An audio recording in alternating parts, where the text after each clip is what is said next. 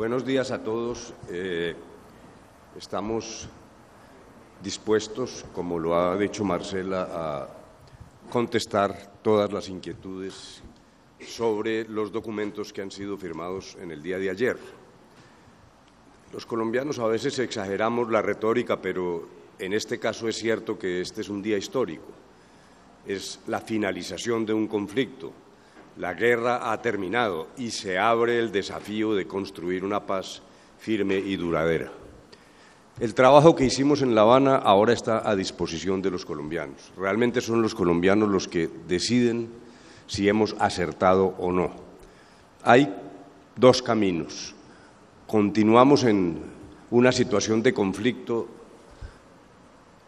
agonizando después de ya casi 7 millones de víctimas, o abrimos las esperanzas de una paz firme.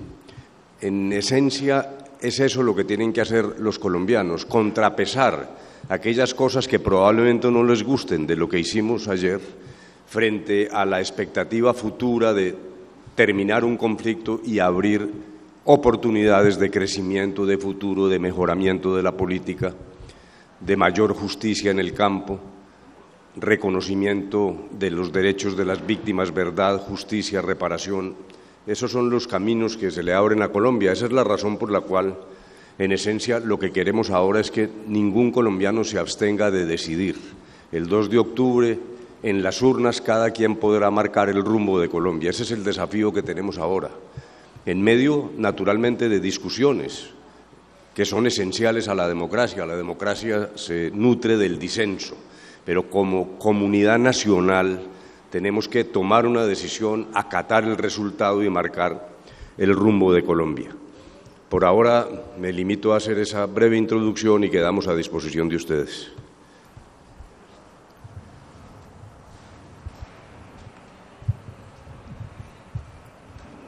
Muy buenos días a todos. Yo quería decir simplemente dos cosas. La primera es hacer un agradecimiento, agradecerle al presidente Juan Manuel Santos por haberle apostado a la paz, agradecerle a todos mis compañeros aquí en La Habana de la delegación, no solamente por su trabajo y dedicación, sino por la manera como aquí nos... Agradecerle a las decenas de personas de mi oficina, de la Oficina del Alto Comisionado para la Paz, que trabajaron día y noche para que este acuerdo fuera realidad. Y lo segundo, en la línea de Humberto de la Calle, es hacer un llamado para que más allá de la discusión política en Colombia, no perdamos de vista lo que está pasando en este momento. Si este acuerdo se lleva a la realidad, paramos la guerra, dejan de morir cientos de soldados y policías en Colombia año tras año y también los hombres y mujeres de las FARC. Y segundo, si este acuerdo se lleva a la realidad, Colombia tendrá, como lo dijo espléndidamente el día de ayer el doctor Humberto de la Calle, una nueva oportunidad, porque trabajamos no solo con dedicación, sino pensando en lo mejor para Colombia, en lo mejor para los colombianos, y estamos convencidos que si implementamos los acuerdos, sentaremos las bases de una paz estable y duradera. Muchas gracias. Gracias, comisionado de Paz. Les cuento cómo va a ser la dinámica de este ejercicio pedagógico. Primero nos vamos a enlazar con la cadena Caracol Radio. Todo el equipo negociador, para nuestros colegas que nos acompañan acá, estarán listos para responder sus inquietudes. Recuerdo quiénes están en la mesa principal, de izquierda a derecha. Está el empresario Gonzalo Restrepo, está Fran Per, el general Jorge Enrique Mora, Humberto de la Calle, nuestro jefe negociador, el alto comisionado para la paz, Sergio Jaramillo, el general Óscar Naranjo y el senador Roy Barreras.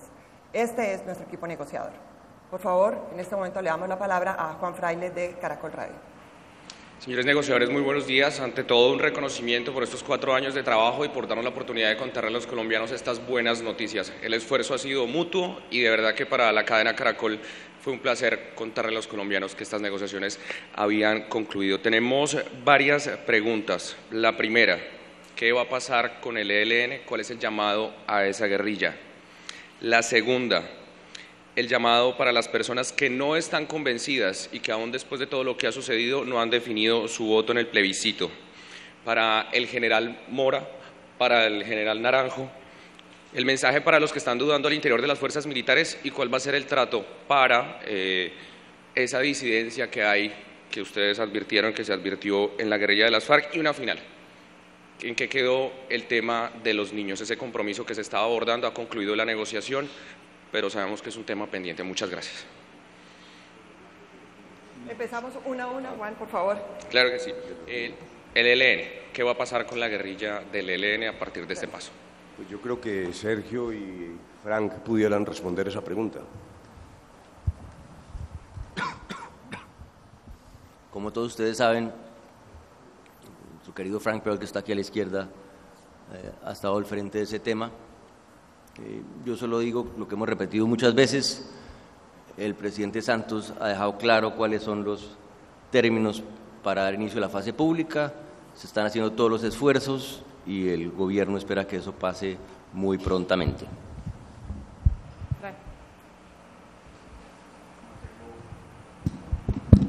No tengo nada que agregar a la respuesta del alto comisionado, eso es perfectamente correcto.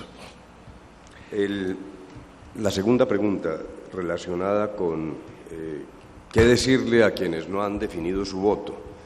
Lo primero es que el desafío es decidir. Realmente lo que no puede pasar es que alguien se abstenga o piense que no es importante esa convocatoria del 2 de octubre. Es un momento crucial para Colombia en el sentido de que hay dos caminos, básicamente. Nosotros lo que le pedimos a esos indecisos es que estudien los acuerdos, estamos a disposición para una maratón pedagógica, pero que tomen una decisión en conciencia. Ayer decíamos que nosotros estamos confiados de haber hecho el mejor trabajo posible. Ese es el mejor acuerdo posible. Claro, siempre alguien dirá, bueno, faltó una cosa, hubiera querido otra. Todos, en la mesa, las personas que se han opuesto, hasta las FARC deben decir que algo quedó faltando, probablemente. Pero eso es lo que hay, sobre eso debemos decidir. Yo no creo que haya espacio para renegociar, para abrir discusiones. Me parece que tras la experiencia aquí de 4 años con las FARC, ese es el momento de decidir. Y allí es donde yo sugiero que se haga una especie de balance entre las ventajas de terminar el conflicto y abrir opciones de paz y cambios importantes en Colombia, o continuar con un largo y doloroso proceso de victimización. De tal manera que siempre hay ese balance entre lo posible y lo deseable, y entre lo posible y lo realista. Lo realista es lo que hay que estudiar los acuerdos, hay que leerlos, hay que deliberar, y nadie debe abstenerse de tomar esa decisión el 2 de octubre. Claro, la pregunta para el general Mora y el general Naranjo. Hay muchos sectores que han tratado de hacer ruido, de manipular la información que se maneja respecto a las fuerzas militares. ¿Cuál es el mensaje para las fuerzas militares? Y segundo, ¿qué va a pasar? ¿Cuál va a ser el trato con aquellos integrantes de las FARC que decidan no aceptar el acuerdo, como pues se conoció que hubo en su momento una disidencia del Frente Primero?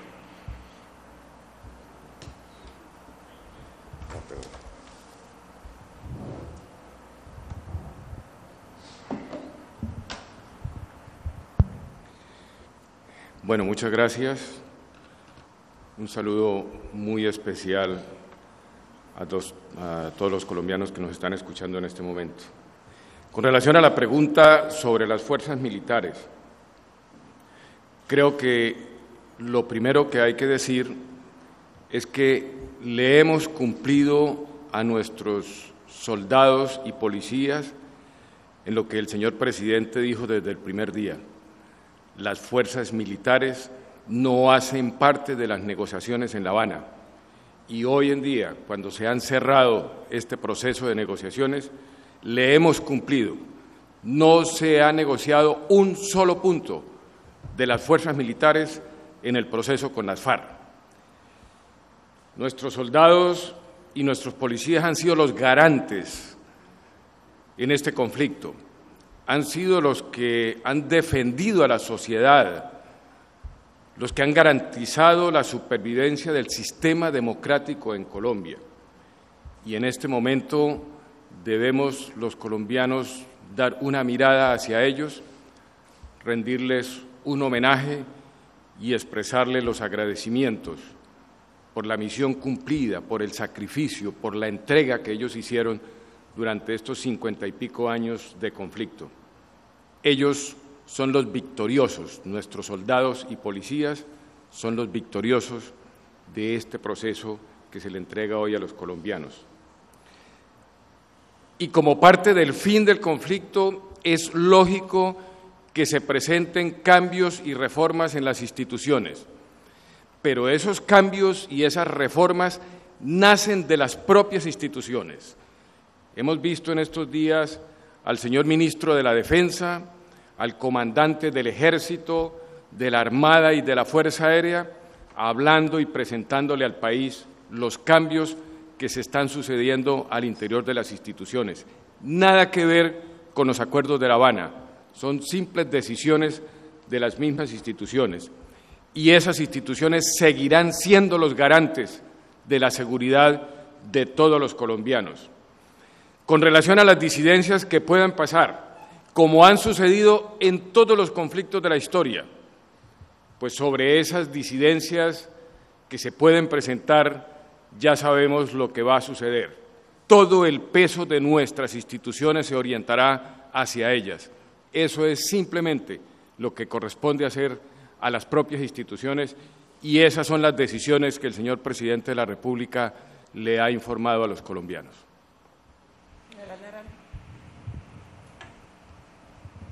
Buenos días, un gusto saludar a los colombianos que nos escuchan y un gusto también y una muy buena oportunidad para agradecer a los medios de comunicación y a los periodistas, a las mujeres y hombres que cubrieron durante estos 4 años este proceso, también aportando una cuota de sacrificio que al final nos permite difundir al mundo y a nuestros ciudadanos que hemos alcanzado la meta de firmar un acuerdo que pone fin al conflicto. Muchas gracias.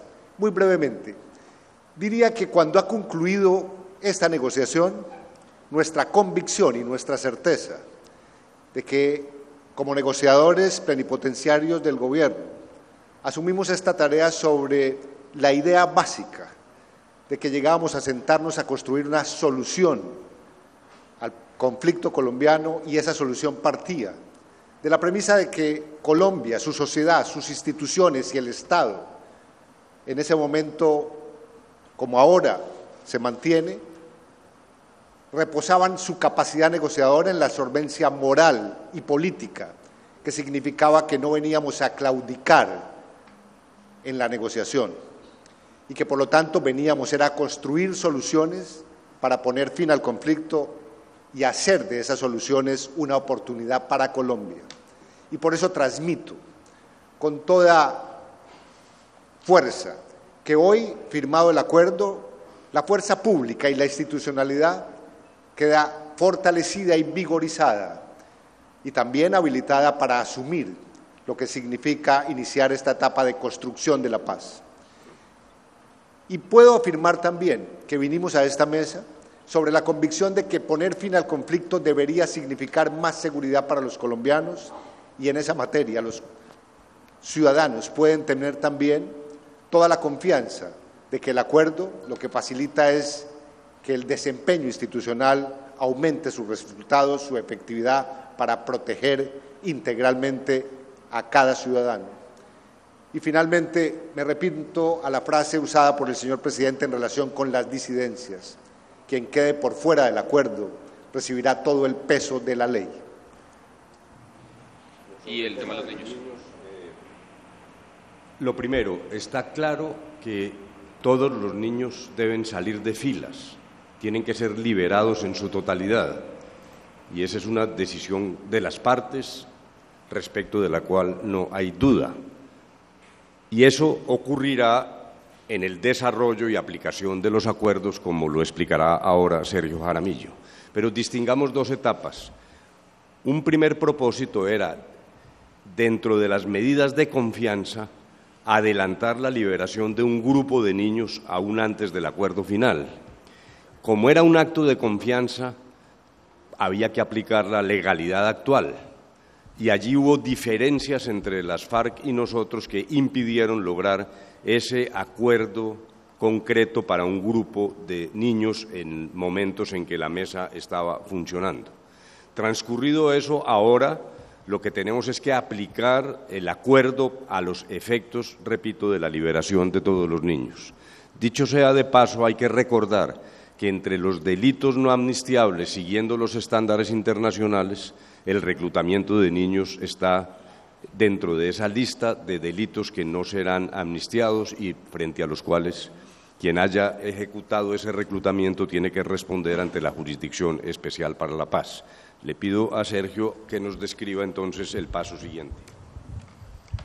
Muy sencillamente porque todos ustedes saben que hace un par de meses, en un acto en La Habana, se anunció un acuerdo sobre menores con la presencia de Leila Cerrugui, la enviada especial del Secretario General de las Naciones Unidas para niños en conflicto. El gobierno está simplemente a la espera que las FARC tome la decisión de soltar esos primeros niños, y en el acuerdo ahora de reincorporación quedó el compromiso de construir, en línea con lo que ya se había acordado en el comunicado 70, un programa especial para menores que atienda sus necesidades, no solamente porque existe el derecho del niño, el interés superior del niño, sino porque si no le damos un tratamiento adecuado a esos menores, como ocurrió en algunos casos con los paramilitares, pues esos menores serán futuras fuentes de violencia. Y con plena conciencia de eso se acordó un programa especial para menores en el acuerdo. Bien, muchas gracias. En este momento vamos a darle la palabra a Silvia Patiño de Blue Radio. Silvia, por favor, una a una las preguntas. Perfecto, negociadores, muy buenos días. La primera de ellas, ¿cuánto va a costar todo el proceso de reintegración de la guerrilla de las FARC, teniendo en cuenta que aproximadamente cada guerrillero va a costar 20 o 22 millones de pesos? ¿Y cuánto de ese dinero va a aportar la guerrilla para su reintegración y también para la reparación de las víctimas? Frank, por favor. Colombia tiene una gran experiencia en el tema de reincorporación. Colombia tiene la capacidad institucional mejor calificada en el mundo para este tema. Lo que nosotros acordamos con las FARC es, en primer lugar, la posibilidad de que, bajo el principio de libertad individual, las personas que salgan de las FARC hagan su proceso de reincorporación económica de manera individual o de manera colectiva. Es decir, después de recibir el apoyo psicosocial y de finalizar una ruta educativa, ellos podrían recibir un apoyo para emprender un plan de negocio con otras personas, incluyendo personas que nunca han sido guerrilleros, o podrían emprender un proyecto económico individual. En ese sentido, uno de los temas que más le preocupan a los colombianos es el tema de la equidad. Entonces, básicamente lo que acordamos es que por los primeros 24 meses, los exguerrilleros de las FARC recibirán hasta el 90% de un salario mínimo legal para mantenerse, y obviamente esto está sujeto a que estén en el proceso de reincorporación.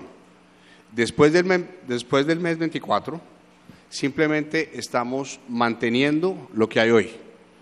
Y lo que hay hoy es un apoyo monetario condicionado a que las personas estén validando primaria o validando bachillerato o haciendo cursos de formación técnica en el SENA, todo dirigido a que puedan aterrizar en un empleo formal o en un proyecto productivo.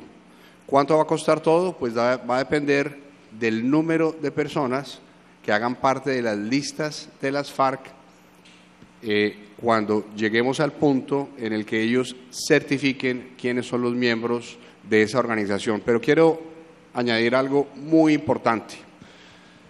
Si uno compara cuánto se gasta en Colombia por año, por una persona que está en una cárcel, y ve que los porcentajes de reincidencia de las personas que salen de las cárceles superan el 75%, y compara las cifras de las cuales estamos hablando, claramente ve que aquí estamos hablando de unas cifras que son 40 o 50% menos, y tenemos estadísticas de los últimos 10 años que muestran que los porcentajes de éxito son del 92%. Aquí se trata de invertir en las personas para que tengan capacidades de salir al mercado laboral y hacer sus actividades en condiciones normales. ¿Tienen algún aproximado, de todas maneras, aunque eso depende de la lista, usted lo decía, doctor Pearl, pero tienen algún aproximado de cuánto puede costar este proceso de reintegración? Y muy importante, y seguramente se lo están haciendo todos los colombianos, estamos a esta hora en directo para Blue Radio, ¿cuál va a ser el aporte de las FARC? El dinero que tenían las FARC es decir, en efectivo o en tierras. Quisiera complementar lo que ha dicho Frank, haciendo una comparación adicional, porque me parece que esta pregunta debe responderse tomando en consideración un contexto más amplio. Frank hizo una comparación entre los costos de la reincorporación y el costo del sistema. Esa comparación al costo de la guerra. Nos hemos preguntado cuánto vale un Black Hawk o una bomba. Luego, me parece que esto hay que ponerlo en contexto, en primer lugar. En segundo lugar, las sumas acordadas corresponden, como lo señaló Frank, en esencia al estándar que se viene pagando hoy a los reinsertados. En esencia es, dijéramos, un mismo nivel de atención. Tercero, ¿por qué dinero para las FARC?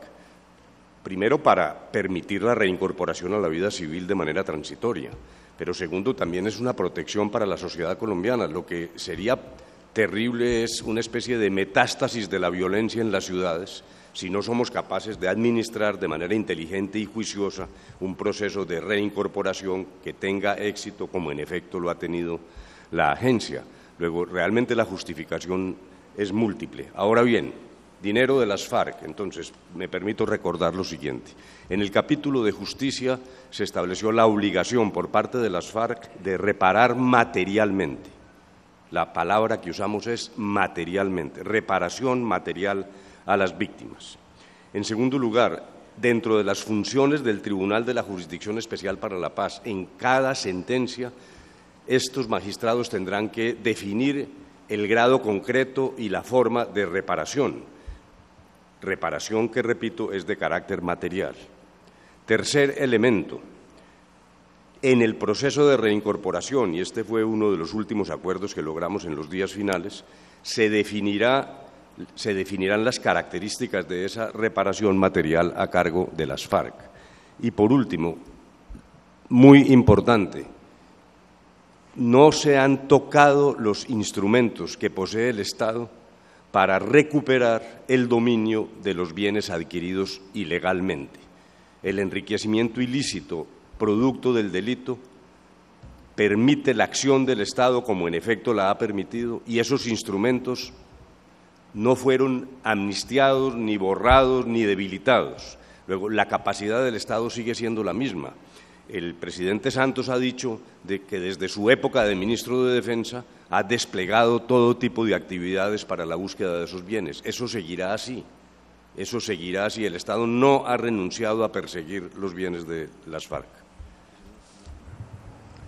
Una palabra sobre la pregunta insistente en la línea de lo que acaba de explicar Humberto de la Calle, y es, ustedes saben que se acordó en diciembre en el acuerdo de víctimas que las FARC repararán materialmente a sus víctimas. Ahora se hizo un acuerdo de reincorporación.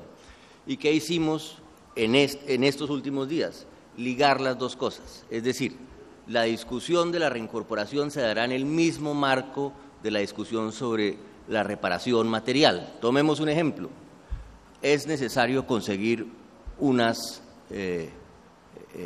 tierras para poner en marcha, supongamos que unos proyectos de reincorporación. Entonces, Gobierno Nacional. Muy bien, pero ustedes, señores de las FARC, qué es lo que van a poner, porque aquí está su compromiso de reparación material de las víctimas y nosotros nos vamos a mover en esto si vemos que ustedes se van a mover en esto también.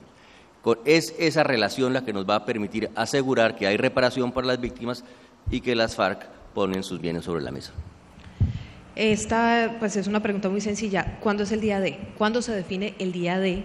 Día a partir del cual ya empieza todo el proceso de desarme, cese el fuego bilateral y de verificación.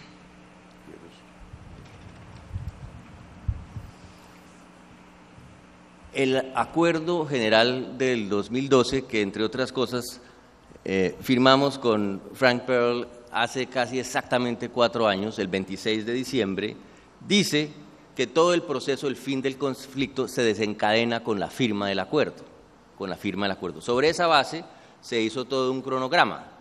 ¿Qué ocurrió ayer? Ayer ocurrió la terminación de las conversaciones y se firmó el texto para que los colombianos, como explicó Humberto de la Calle, sepan que ese es el texto inmodificable que tendrán que considerar. Luego vendrá la firma del acuerdo por parte del presidente de la República y en ese momento se desencadena un cronograma que ya está acordado y que tenemos que detallar aún algunas cosas con las FARC, razón por la cual, entre otras cosas, permaneceremos en La Habana hasta el día de mañana.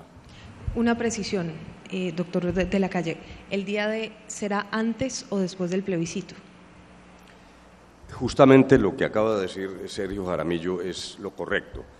A partir de la firma formal para esos efectos que hará el presidente de la República en fecha que vamos a convenir, comienzan a aplicarse los plazos para el día del comienzo de la movilización de la guerrilla a las zonas, la destrucción del armamento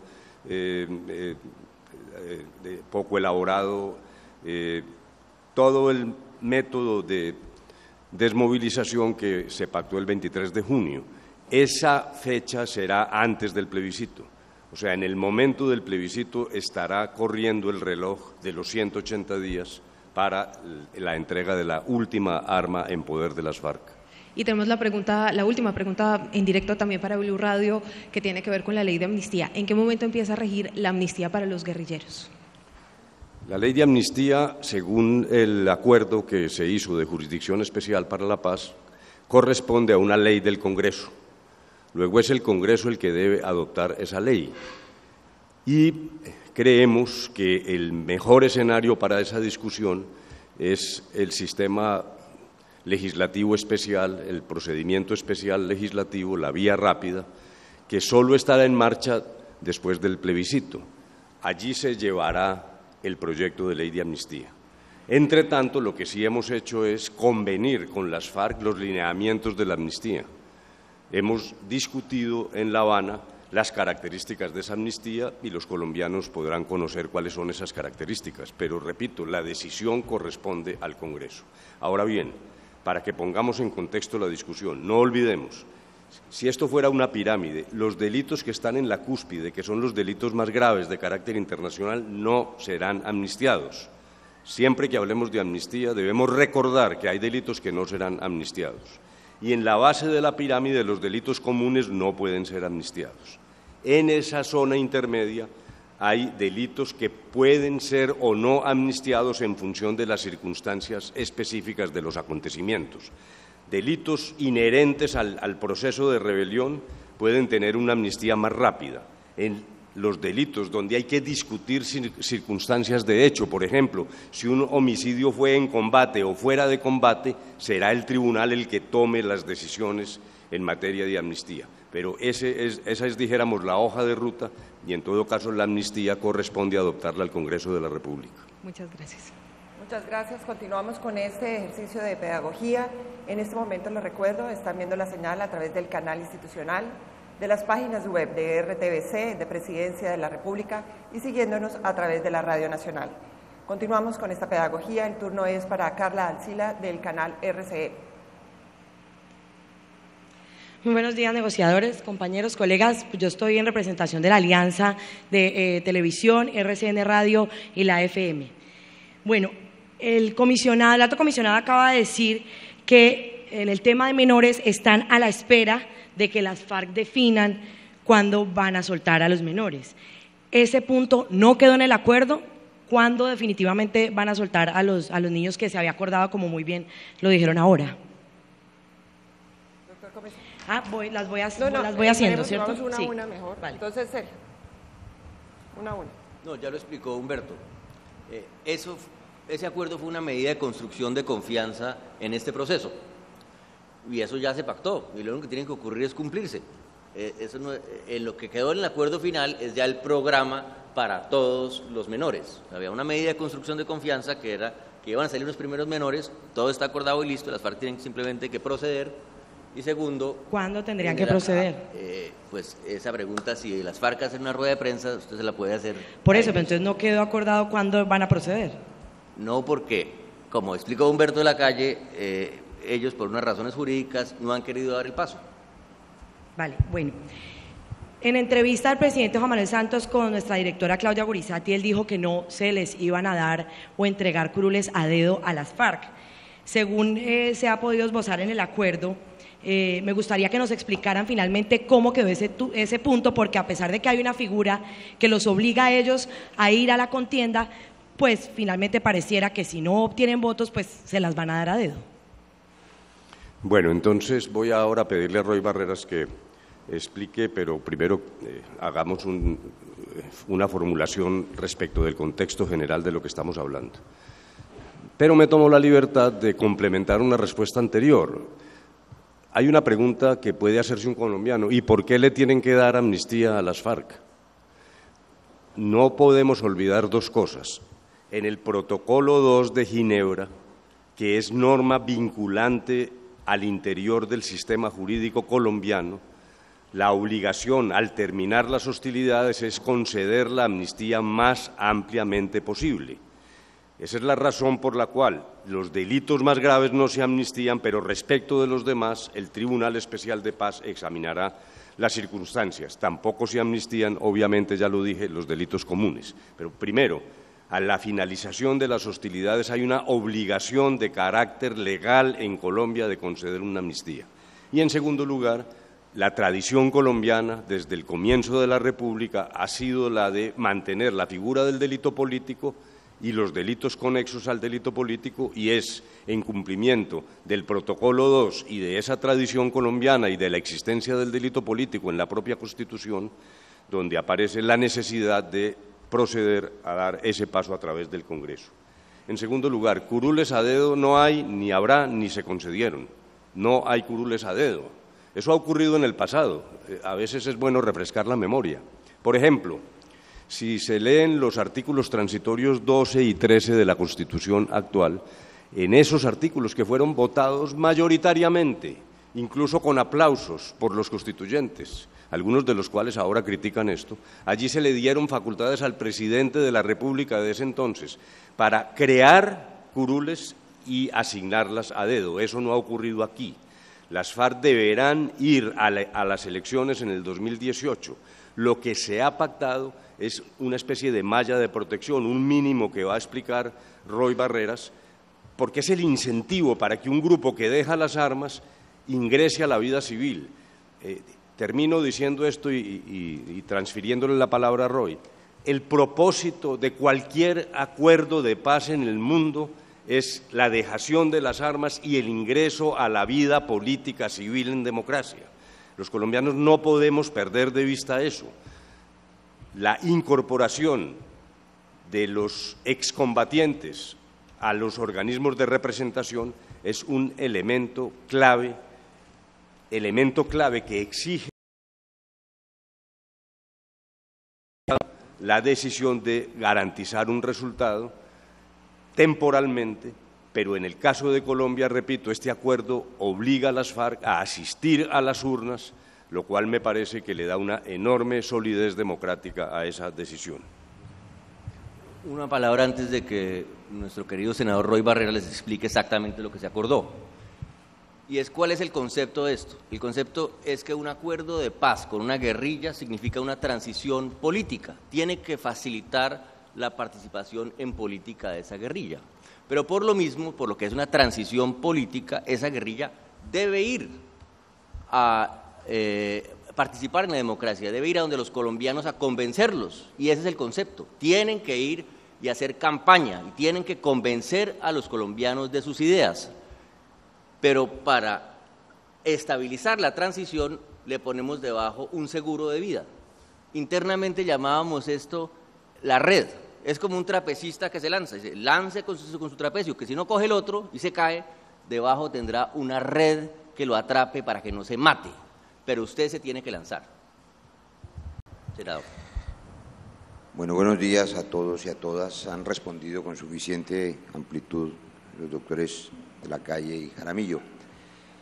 Esta es, como se ha dicho, la última vez que hay una rueda de prensa y quiero responder esta pregunta sobre la participación política de una manera un poco más abierta. Sin embargo, siendo quizá la última intervención, quiero aprovechar para agradecer no solamente la oportunidad histórica de haber ayudado a compartir este sueño, sino la conducción serena, tranquila y firme de Humberto de la Calle durante todo este tiempo. Aquí hay un equipo sincronizado, siguiendo una dirección estratégica clarísima del alto comisionado Sergio Jaramillo. Cada una de las personas que están aquí han dejado un pedacito de su vida aquí en La Habana y han sembrado una semilla de esperanza. Gracias a ellos y a los colombianos que a esta hora, y a las colombianas que a esta hora creen en la paz. Los necesitamos para el plebiscito. Y Carla,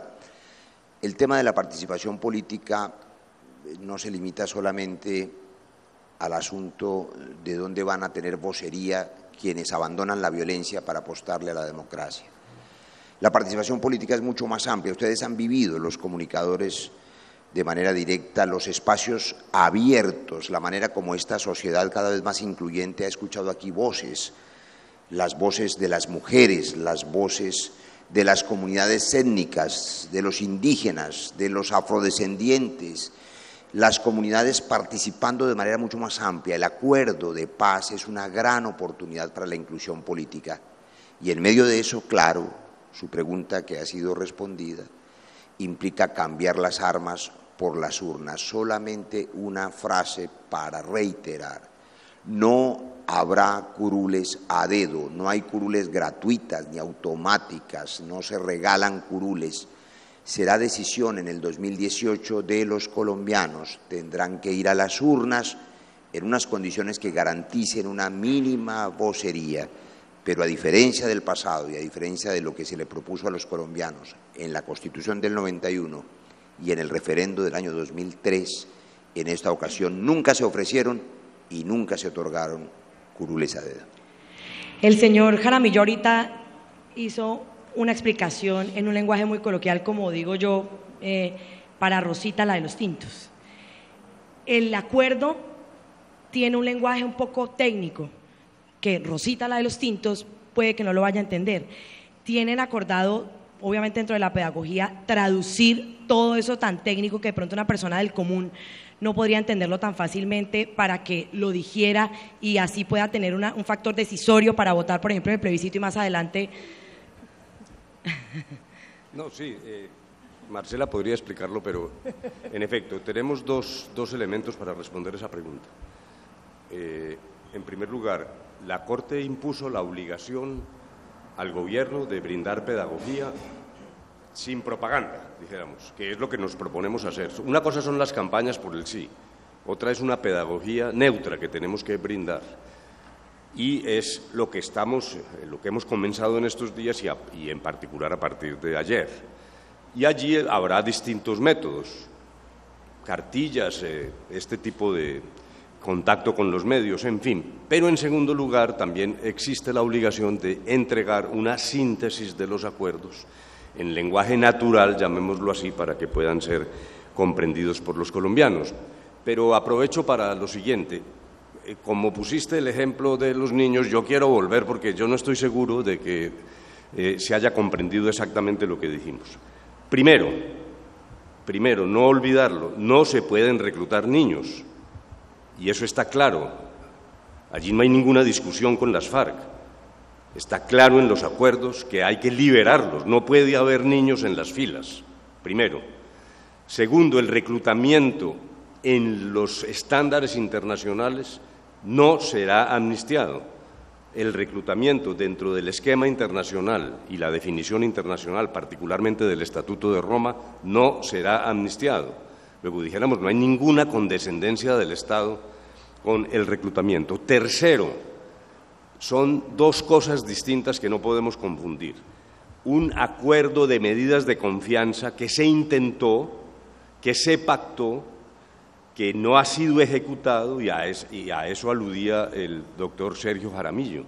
Las FARC opusieron problemas de procedimiento, porque ese acuerdo de confianza tenía que llevarse a cabo con la legislación vigente. Ellos se referían a un número limitado de niños y era un gesto que debieran hacer y no hicieron. Y nosotros reprochamos eso, no lo hicieron y lo reprochamos. El paso siguiente lo describió Sergio Jaramillo. Dentro del acuerdo hay, naturalmente, obligaciones del Estado para recibir los niños en condiciones materiales y psicosociales razonables y la obligación, en función de la dejación de las armas y del proceso de 180 días, de liberar la totalidad de los niños que estén en las filas de las FARC. Espero haber sido esta vez quizás más claro, ¿no? La última, porque sé que ya me van a levantar aquí atrás. Obviamente en una negociación, cuando una guerrilla pues no está debilitada, sino que son dos partes que se sientan a negociar, pues hay cosas que hay que ceder y que hay que negociar. Pero, ¿cómo explicarle a una persona, vuelvo al tema de una persona del común, que por ejemplo un guerrillero va a recibir un dinero mensual, una especie de pensión, entre comillas, espero no equivocarme con la palabra, y luego durante 2 años va a tener más dinero? ¿Cómo explicarle eso a una persona del común sin que eso genere un nuevo brote de violencia, que alguien diga, no, pues me voy a alzar en armas para que más adelante me den beneficios? Bueno, Roy quiere intervenir en esto, pero déjeme decirle lo siguiente primero. Lo que se pactó corresponde, lo repito, a las líneas, al valor, al monto de lo que hoy la agencia está pagando a reinsertados de las AUC y también de las FARC. Hay reinsertados de las FARC en la agencia que están recibiendo ese auxilio transitorio inicial para su reincorporación a la vida civil. ¿Que eso le conviene al señor miembro de las FARC? Sí, pero a mí me parece que le conviene más es a la sociedad colombiana. Lo que no puede pasar, como ha ocurrido en otros acuerdos, es que usted dice, si acabó la guerra y hay una dispersión que termina aumentando la violencia en las ciudades, el secuestro, en fin. Luego, miremos esto desde ambas vías. No solo, claro, es una búsqueda de caminos para que los combatientes que dejen las armas ingresen a la vida legal, a la vida económica legal. Por cierto, esos auxilios iniciales se suspenden cuando el reinsertado entre a un trabajo productivo. Luego es un subsidio estrictamente temporal por pocos meses para abrir las puertas de la economía legal. Segundo, ya lo dije, pero es que me parece que hay que insistir. ¿Cuánto cuesta un Black Hawk? Me parece que $28 millones. Luego, las comparaciones, el contexto hay que hacerlo de manera completa. Es mejor para Colombia seguir no solo con el martirio de las víctimas, con lo que han significado 7 millones de víctimas, sino con el gasto en defensa por razón del conflicto. ¿Es mejor eso que pagarle 600.000 pesos a un guerrillero? Esa es la pregunta. Luego, yo quisiera insistir en eso, que son los temas básicos, pero Roy me ha dicho que quiere agregar algo. Gracias, doctor Humberto. No, como dice Carla, Rosita, la señora de los tintos, aunque Rosita no vino esta mañana, no ha llegado el No ha habido tinto. Pero la verdad yo creo que hay que explicarle a los colombianos, a las colombianas, digamos, de la manera más simple y sencilla de la que seamos capaces. Lo primero, para que quede claro, no hay ningún sueldo para las FARC. Lo segundo, más claro aún, no hay ninguna pensión de jubilación para las FARC. Lo ha explicado con precisión el doctor Humberto de la Calle, lo ha dicho Fran Perl, que es quizá uno de los colombianos con mayor experiencia en estos asuntos. Subsidiar a las personas que abandonan la violencia para que puedan volver a la sociedad y a la familia es un propósito nacional. Esta plata no es para las FARC, es para Colombia, para que aquí no pase lo que ocurrió en Centroamérica. ¿Qué tal que, dejadas las armas, abandonáramos a esas personas a su suerte para que empezaran a buscar su destino en grupos delincuenciales o rebuscándose la vida con las armas, que es para muchos lo único que saben manejar. Es una necesidad para Colombia y todos tenemos que ayudar, no solamente con estos subsidios que estarán vigentes mientras ellos cumplan el plan, mientras estén en una ruta educativa, mientras empiecen a caminar por la vía de la paz. También hay que recibirlos en el corazón y en la familia de los colombianos, en nuestros barrios, en nuestras ciudades, en nuestra historia, que quizá es lo más difícil, porque es una tarea de todos. Y claro, habrá momento, no ahora, porque el tiempo es breve, para hacer comparaciones eficaces como la que también empezaba a hacer el jefe del equipo negociador.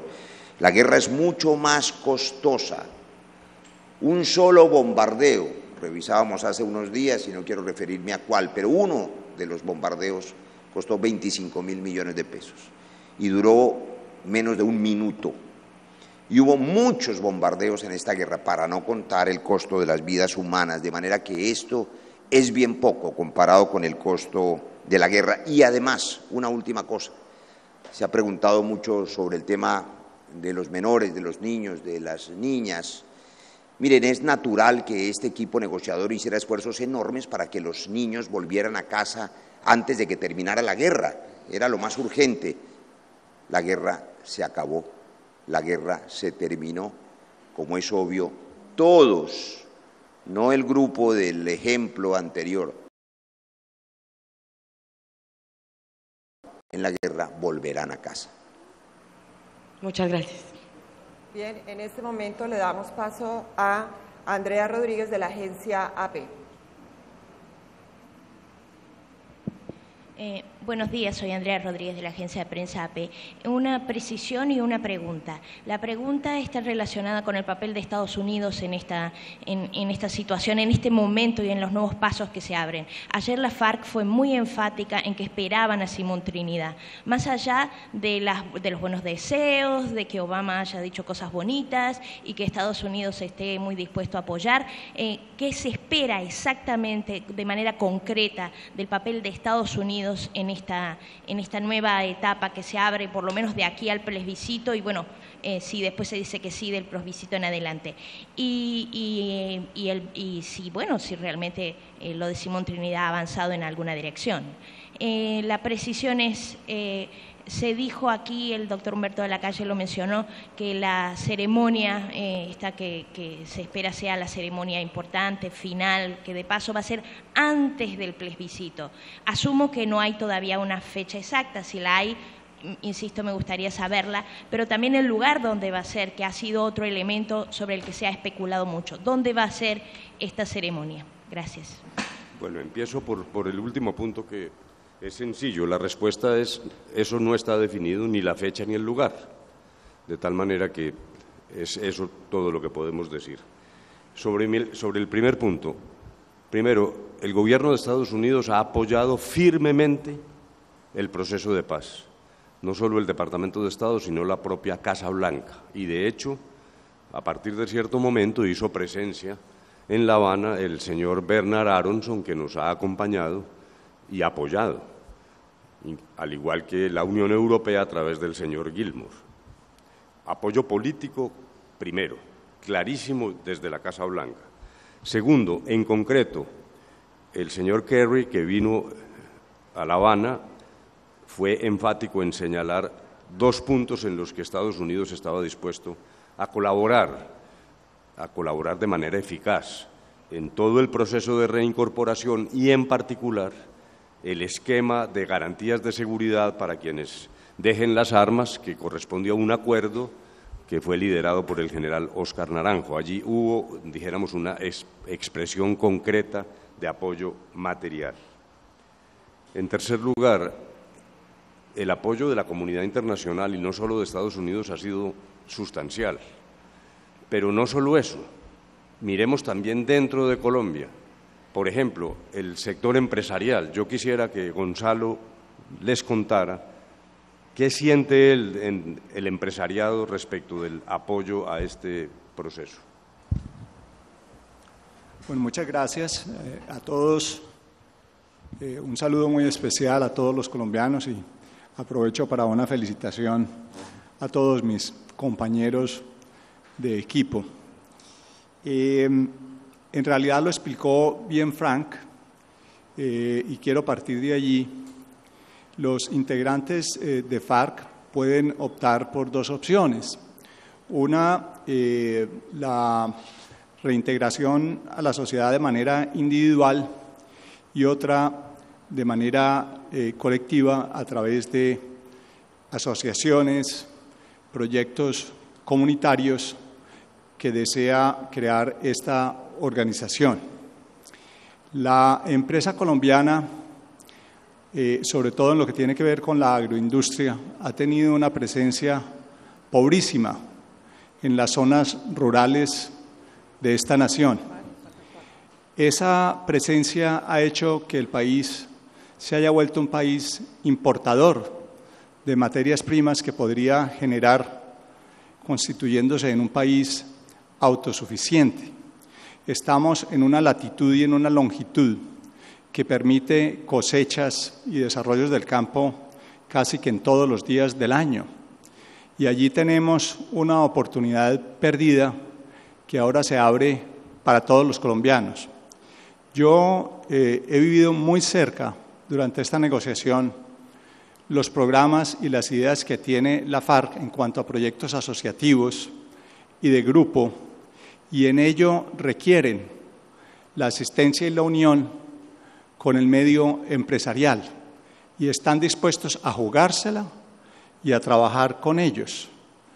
Es, digamos, estar en el mundo de lo que uno no conoce cuánto puede representar, pero sí representa con seguridad, creería yo, más de un 1,5% de desarrollo del PIB de Colombia que se ha estado perdiendo durante todos estos años. O sea que desde el punto de vista empresarial, que es una de las patas de la mesa que sostiene el país, para la FARC es sumamente interesante apoyarse y asociarse con la empresa privada, y para la empresa privada esta es una oportunidad que, siendo difícil de cuantificar, es de altísimo calado y ya se ve un interés muy grande en un grupo muy importante de empresas agroindustriales nacionales que, con el apoyo de un desarrollo de la infraestructura colombiana, vamos a poder desarrollar un campo que hoy en día, termino diciendo, solamente tiene 7 millones de hectáreas dedicadas a estas actividades, y que estimo yo que en un tiempo muy corto, menor a 10 años, podríamos de pronto volver a desarrollar. El tema de los Estados Unidos, en primer lugar, para agradecerle al gobierno del presidente Obama su apoyo, porque el apoyo ha sido total. Y les cuento una breve anécdota. Este señor, a mi izquierda, el doctor Humberto de la Calle, y yo desayunamos en diciembre del 2014 con el secretario John Kerry, y nos dijo, bueno, evalúen en qué momento que piensan que debemos nosotros entrar a acompañarlos allá. Y le dijimos, ya, ese es el momento. Y nos dijo, me vuelvo a Washington, hablo con el presidente y les tengo una respuesta. En un par de semanas, uno de los mejores diplomáticos de los Estados Unidos que supervisó toda la transición de El Salvador, Bernie Aronson, estaba aquí en La Habana. Ese es el nivel de apoyo que hemos tenido, y yo quiero agradecerle al gobierno del presidente Obama, al secretario Kerry en particular, y obviamente a Bernie Aronson. Y dejar la siguiente inquietud: importa mucho para el futuro de este proceso quién es el futuro presidente de los Estados Unidos.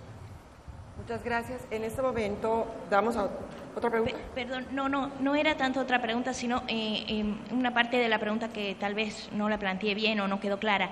En este sentido, ¿se avanzó en la dirección del regreso de Simón Trinidad? Ayer los vi a todos como en un tono de paz y de mucha armonía y gestos de buena voluntad de parte y parte, y la FARC dejó muy claro que parte de lo que esperaban era el regreso de Simón Trinidad. El acuerdo se celebró entre las FARC y el gobierno de Colombia, y no hay terceros que hagan parte de ese acuerdo. Ese tema por el que usted pregunta no corresponde al gobierno colombiano. Nosotros no vamos a adelantar ninguna opinión sobre el particular. Esa es una decisión de un Estado soberano, que son los Estados Unidos de Norteamérica. Nosotros no vamos a hablar por los norteamericanos y solo nos hemos comprometido a cumplir lo que hemos pactado en el acuerdo que es entre las FARC y el gobierno colombiano, lo repito. Bien, en este momento les pido a los colegas, vamos a hacer un alto, tenemos mucha información, preguntas que están llegando a través de la cuenta de Infopresidencia en las redes, queremos trasladarlas a algunos de los negociadores. Doctor de la Calle, hay muchas dudas sobre el día D, independientemente si ya se acordó la fecha o no. ¿Usted podría claramente volver sobre el punto? ¿A partir de cuándo es el día D? Que es la pregunta frecuente que están saliendo en redes. Sí, no hay ninguna duda. El 23 de junio se estableció que la fecha de la firma formal del acuerdo es el día en que comienzan a ejecutarse todos los procedimientos relacionados con el proceso de desarme. Dijéramos, hay ubicación de las tropas nuestras, las del gobierno, hay la creación de canales para que las FARC se muevan y vayan a las zonas que han sido escogidas para su permanencia durante el desarme. Esa firma es entre dos, entre las FARC y el presidente Santos, quien designen las FARC, y tiene que ser convenida entre los dos. Estamos en este momento precisando cuándo lo permiten las agendas y a partir de ese momento, que en todo caso será antes del plebiscito, como ya lo respondí, comienza el proceso de desarme.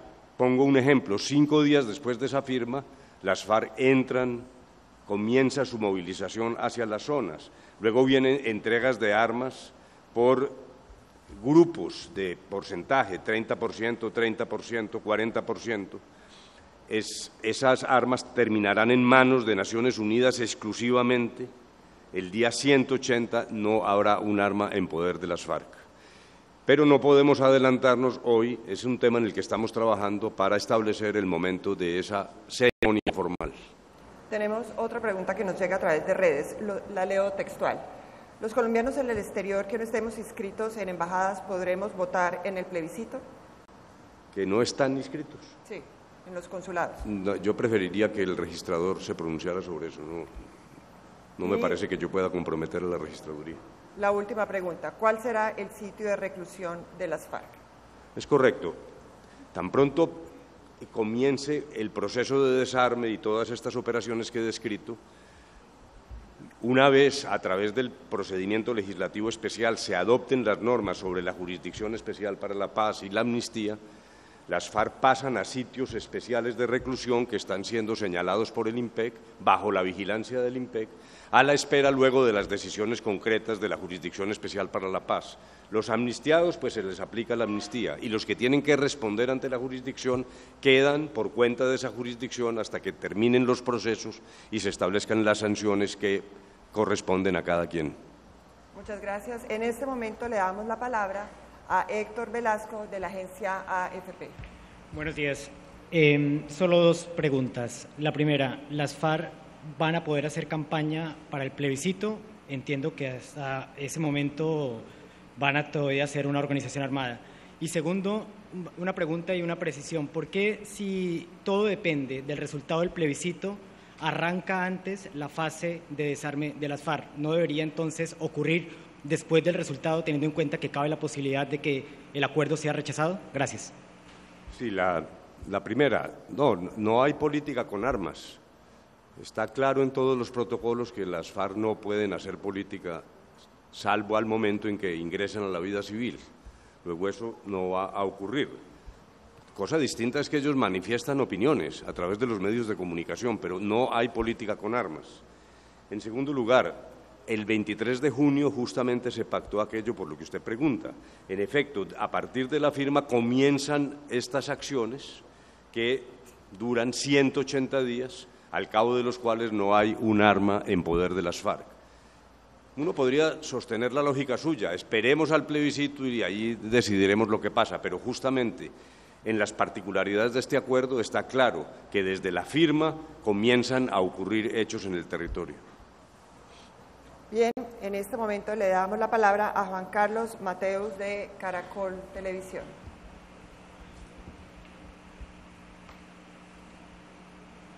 Señores, muy buenos días. Doctor Jaramillo, me dejó usted inquieto. Dice, ¿le importa a Colombia cuál va a ser el próximo presidente de los Estados Unidos? ¿Por qué lo dijo? ¿Cuál es la diferencia entre Trump y Hillary Clinton para Colombia? No, yo no puedo intervenir en la política de los Estados Unidos. Yo lo que quiero decir es que el apoyo del gobierno Obama ha sido total y definitivo para el proceso. Y uno quisiera que en la fase de implementación se mantuviera y evidentemente eso va a depender de esa elección. La segunda inquietud, señores generales, para la opinión, para la persona común y corriente, la que anda en la calle, la de a pie, ¿cuál es la diferencia hoy con la que ustedes como generales que combatieron y hoy hablan de paz y hoy han trabajado por la paz, hay entre el Caguán de las FARC y La Habana de las FARC? Por favor.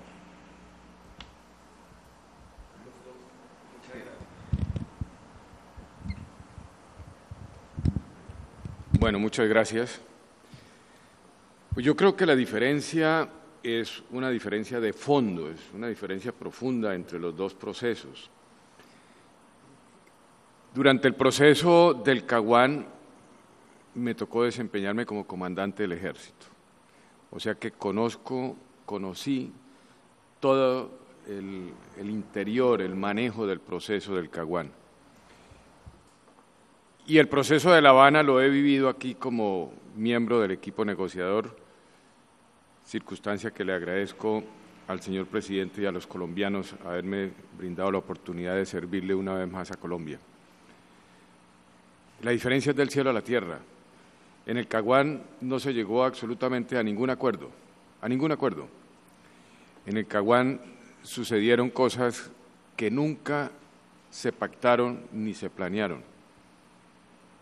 Y aquí estamos presentándole a los colombianos un acuerdo serio, con un contenido que nos da seguridad que realmente se va a llegar al fin del conflicto, un acuerdo que le asegura a Colombia la entrega de las armas, un acuerdo que le asegura a Colombia que el movimiento armado desaparece para siempre y un acuerdo que le dice a los colombianos que un movimiento armado se desarma y se incorpora a la sociedad, conforma un partido político y respeta a esa sociedad, a la democracia a la cual le había declarado la guerra, se incorpora al sistema y yo creo que esa es la mayor garantía que tenemos y es un cambio del cielo a la tierra. No hay punto de comparación entre los dos procesos.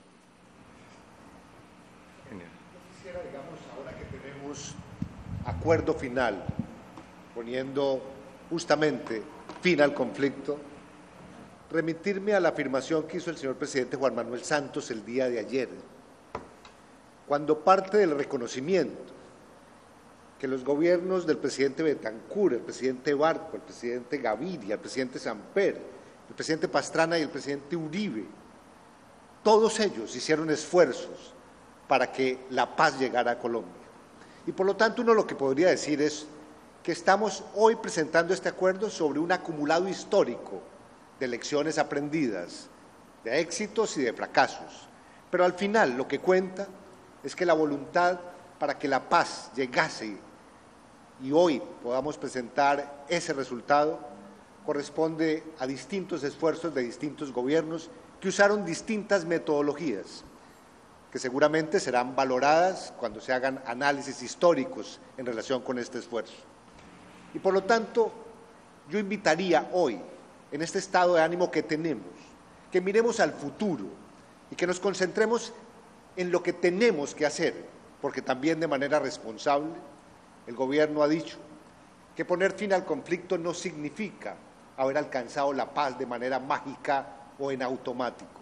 Y por lo tanto, los desafíos que tenemos nos invitan a mirar al presente y al futuro y a obrar sobre este acumulado histórico del pasado, que realmente hoy creo que es el mejor homenaje a las víctimas que a lo largo de estos años padecieron el conflicto.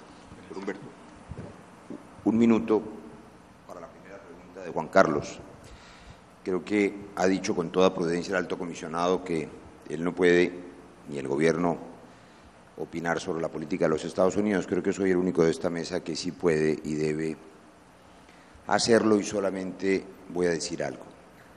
Una sociedad deseable es una sociedad incluyente, una sociedad donde se respeten los derechos, una sociedad donde quepamos todos, los indígenas, los negros, los latinos, las mujeres, la comunidad LGTBI, una sociedad abierta y amable que acoja a todos los seres humanos en su territorio. Eso es lo que construye este acuerdo de paz. Ese es el gobierno que merece también cualquier nación, incluyendo los Estados Unidos de América, una nación donde se construyan puentes y no muros. Doctor Restrepo, buenos días. ¿Cómo va a hacer usted para convencer a la totalidad del empresariado por el sí, teniendo en cuenta que hay resistencias? Y pongo una clara, Fedegan, entre otros. ¿Cómo los va a convencer de que el sí es el que vale la pena a nivel empresarial? Yo no voy a convencer al empresariado a que voten por el sí. Yo solamente quiero trabajar con el empresariado a que entiendan y conozcan la negociación y voten por lo que quieran votar, pero a conciencia. Que analicen este acuerdo respecto a los otros acuerdos que se han hecho en el país, respecto a los acuerdos que se han hecho en otras naciones, que vean las inmensas ventajas y oportunidades que abren, pero la decisión es una decisión individual e íntima. Ambas decisiones, el sí y el no, traen consecuencias. Para mí, como colombiano, como ex empresario, el sí trae muchísimas más ventajas. Preguntaría yo, además, ¿cuánto vale una sola vida? Pero, por supuesto, la decisión es de todos y cada uno de ellos. A lo que yo me voy a dedicar es a explicar el acuerdo, pero la decisión es una decisión individual. Obviamente, cuando ocurre un proceso de estos y se somete a la refrendación de un pueblo, esto se debe hacer con absoluto respeto a las libertades individuales y cada uno, de acuerdo a lo que crea que va a ser ese nuevo futuro, porque todo existe como una posibilidad. Existe la posibilidad de fracasar si no nos unimos y trabajamos juntos en esta inmensa oportunidad de vivir en un país en paz, del cual mi generación apenas si acaso tuvo 10 años de tranquilidad. Pero también existe la posibilidad de que seamos pesimistas, negativos, y que creamos que siempre lo conocido es mejor que aquello que podemos hacer unidos. Yo le diría a los empresarios que saben construir futuro, crear riqueza, combinar recursos, que nunca habían tenido una oportunidad como esta, pero que voten a conciencia, que voten, no que voten por sí o no, eso yo no lo puedo decidir. Doctor de la Calle, en términos bien prácticos, ¿qué pasa? Y es la pregunta que se le hace a cualquier persona en Colombia. ¿Qué pasa si la guerrilla está ya en tránsito, y lo va a estar muy seguramente al momento del plebiscito, y el plebiscito se pierde? ¿Cómo se va a manejar ese tema? No, dijéramos que tomemos esto desde más arriba. Yo creo que no se va a perder, dijéramos. Obviamente. Sí, pero usted me plantea una hipótesis son las opciones. Y le respondo por esa hipótesis. El único colombiano que tiene la competencia para abrir un proceso, mantenerlo o cerrarlo, es el presidente de la República. El presidente de la República ha dicho, si llegase a ganar el no, se acaba el proceso, se acabó la negociación. ¿Cuáles son las consecuencias? A mí me parece que serían catastróficas, entre otras cosas por un recuento de experiencias pasadas. Fíjese que cada que se ha roto un proceso de conversaciones ha pasado por lo menos una década para reiniciarlo. Luego, la reflexión que yo le haría a los colombianos es parecida a la que ya hice. Es lo que hay. A mí me parece que hay que tomar esta decisión. Ahí no hay espacio para renegociar nada. Me parece que eso no es práctico. Lo que tenemos es lo que se obtuvo. Cada quien obtuvo. Cada quien podría querer algo más, pero es lo que hay y es el momento de tomar una decisión. Si llegase a triunfar el no, me parece que las consecuencias serían impredecibles, pero lo que está claro es que no hay proceso y ese ha sido un anuncio del presidente de la República. Señores, Bien. muchas gracias. Seguimos en este momento con Marina Menéndez, periodista de Juventud Rebelde de Cuba. Ya completamos hora y 10 de este ejercicio pedagógico. Buenos días. Bueno, se ha hablado de los acuerdos de transformaciones, por ejemplo, transformaciones en el campo como parte de estos acuerdos suscritos ayer. La pregunta es, ¿cómo se garantizará que en un gobierno posterior esta parte también importante de los acuerdos se cumpla? Y por otra parte quería insistir en el tema de cómo se preparará todo el pueblo de Colombia para que esté en condiciones de participar en el plebiscito. Se ha hablado de cartillas, de resúmenes, pero también pienso que en un país tan extenso, cómo se hará llegar también al último colombiano los acuerdos y también la posibilidad de participar en el plebiscito del 2 de octubre. Gracias. Sobre el primer punto, hay todo un capítulo de verificación. Yo le pediría al general Naranjo que precise esto y luego vamos al segundo tema. Muchas gracias. Evidentemente, hemos firmado un acuerdo convencidos de que hay que cumplir lo pactado. Y a pesar de esa voluntad de las partes y de ese compromiso que es indiscutible e incontrovertible, el acuerdo adicionalmente crea mecanismos para asegurar el cumplimiento de lo acordado. Esos mecanismos parten de la necesidad de mantener y prolongar ya con posterioridad a la firma una mesa que hemos llamado de Comisión de Seguimiento, Verificación y Resolución de Diferencias. Esa mesa, que tendrá participación de personas de las FARC y de altos funcionarios del gobierno, se ocupará de esa materia.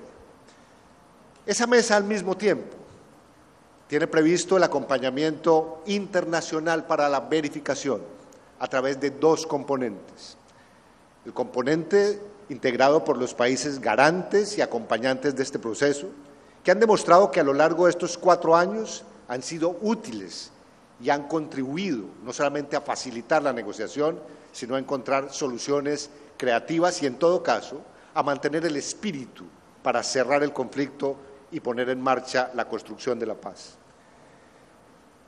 Ese acompañamiento internacional tendrá una vocería que resulta novedosa en estos modelos de verificación internacional, donde hemos llegado a un acuerdo con las FARC, de que ellos elegirán una figura internacional y una personalidad de gran entidad, y el gobierno hará lo propio, para que sean esos dos únicos voceros internacionales elegidos por las partes quienes transmitan al país los informes de avance, de cumplimiento o no de lo pactado y en general de la implementación de los acuerdos.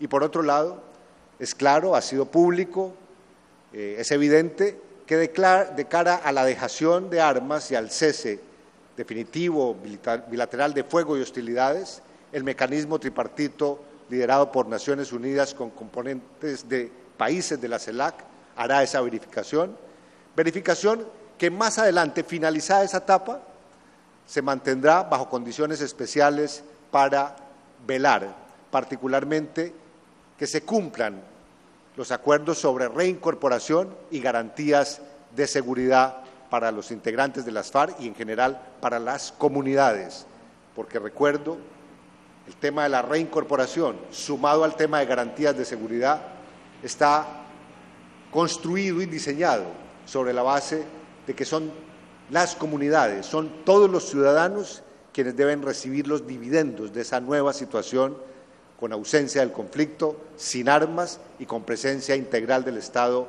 verificando que se produzcan espacios de convivencia en esas antiguas zonas donde el conflicto fue intenso. Y pedagogía. Así es, doctor, y con esta información que les vamos a dar sobre el tema de pedagogía vamos a cerrar este ejercicio. En este momento los acuerdos ya se encuentran publicados. Están en la página web de Presidencia de la República, presidencia.gov.co, en la página de la Mesa de Conversaciones, mesadeconversaciones.com.co, en la página del Alto Comisionado para la Paz, a través de nuestros Twitter, pero además a través de Presidencia de la República vamos a hacer un ejercicio.